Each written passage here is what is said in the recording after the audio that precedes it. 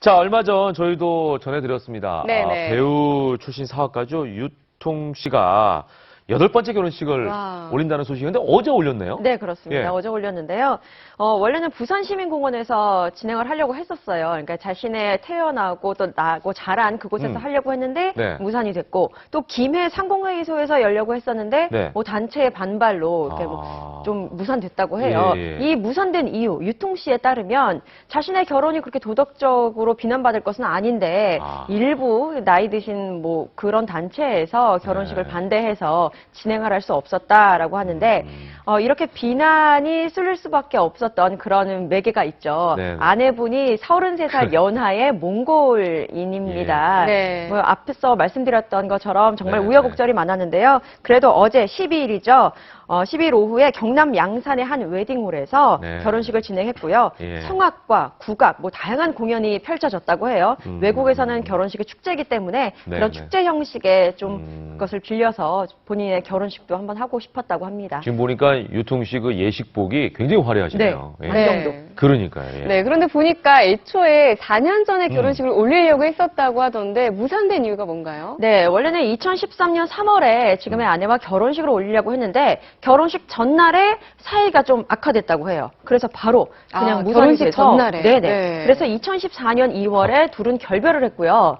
네. 2015년에 지금의 아내와 다시 재결합을 하면서 사실혼 관계를 살면서 지금 화면에서 보시는 것처럼 예. 슬아의 딸이 있습니다. 네네. 근데 이 딸이 자라서 친구 집에 가면서 뭐 부모님들의 사진, 뭐 웨딩 사진도 볼 거 아니에요. 예. 이걸 보면서 좀 딸에게 이런 기억을 줘야겠다라고 생각을 했다고 하고, 또 사실 유통 씨는 전 부인과의 이혼 문제가 지금 사실 해결이 되지 않은 안 됐죠. 상태입니다. 예. 그러니까 아내와 연락이 안 되고 있어요. 그래서 네, 지금 네, 서류상의 문제가 좀 해결이 안 되고 있는데 네. 그러다 보니까 이제 지금의 현재 내 옆에 있는 이 사람이 진짜 나의 아내이다라고 알려주기 위해서 결혼식을 감행했다고 합니다. 예. 방금 전에 저 김묘성 기자도 지적을 했습니다만 아직 전 부인과 혼인 관계가 유지되고 있는 상황이잖아요.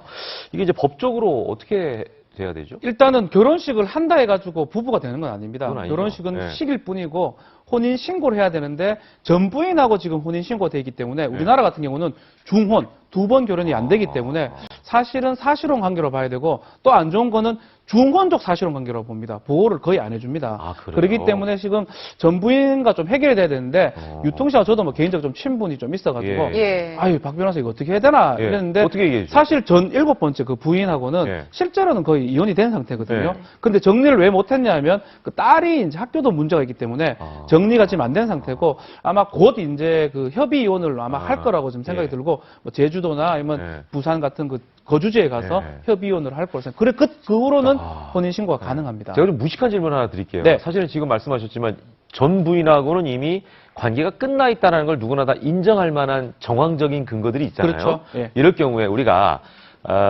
그 운전면허증을 잃어버리면 그걸 재발급을 받은 동안에 받는 임시 발급증 있지 않습니까?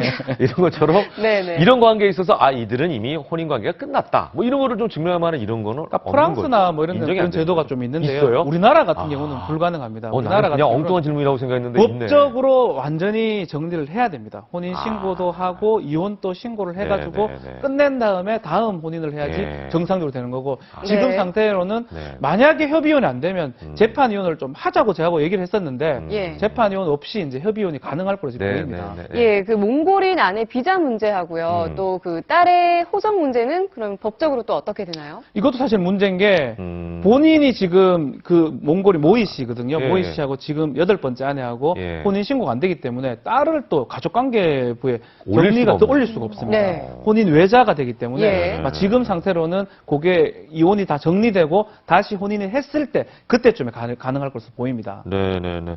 자, 어쨌거나 아까 그 김 기자도 많은 그 일부 소수 그 어르신들의 반대로 네. 이게 이제 결혼식을 하는 게 좀 무산됐다는 얘기 하셨는데 네, 여기에 네. 대해서 이번 결혼을 계기로 유통 씨가 여러 가지 그 본인의 입장을 밝혔죠? 네, 그렇습니다. 이 33살의 나이 차가 네. 굉장히 좀 많은 사람들의 입방에 오르게 네, 됐잖아요. 네, 네. 사실 이 나이 차에서 오는 관계 복잡성이라고 할까요? 그리고 가족 간의 좀 호칭 정리가 좀 필요한데요. 네. 일단 유통 씨의 첫 번째 아내와의 사이에서 아들이 있습니다. 근데 그 아들보다 현재 아내의 나이가 더 어려요. 네, 그러다 보니까 아들이 현재 아내, 그러니까 새어머니에게 어떻게 그러니까요. 부르냐고 여쭤봤더니 네.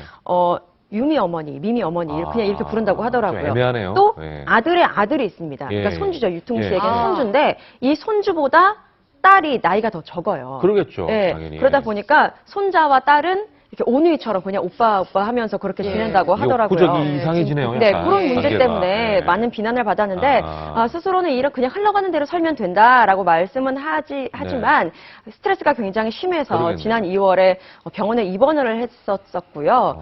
유통 씨는 본인의 문제도 문제지만 이 아내가 예. 몽골에서도 정말 별별 소문이 많이 돈다고 합니다. 뭐 돈 보고 결혼하는 것 아니냐라고 소문이 돌면서 굉장히 힘든 시간을 겪었다고 하는데 예. 네, 그래서 좀 어제 아내를 향한 애틋한 마음을 전하기도 했습니다. 누가 흔들어도 흔들리지 말고 막더라도 막히지 말고 우리는 돌같이 살자라고 마음을 전했는데요. 네네. 어쨌든 뭐 어찌됐든 다른 사람의 인생이고 사랑이니까 지나치게 말과알부하는 것은 좀 피하는 게 어떨까 싶습니다. 자.